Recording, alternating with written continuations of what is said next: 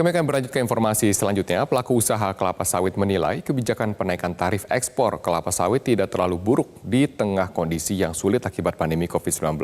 Ketua Bidang Komunikasi Gabungan Pengusaha Kelapa Sawit Indonesia atau GAPKI, Tovan Mahdi, masih melihat pemerintah serius menyelamatkan sektor strategis yang menjadi tulang punggung ekonomi nasional.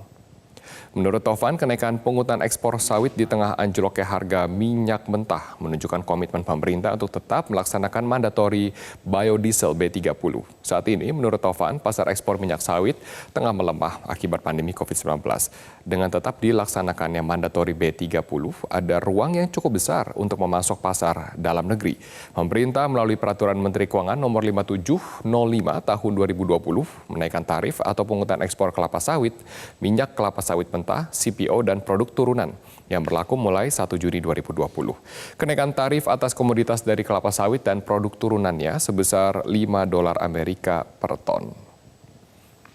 Pasar ekspor minyak sawit ini sekarang sedang melemah akibat COVID-19.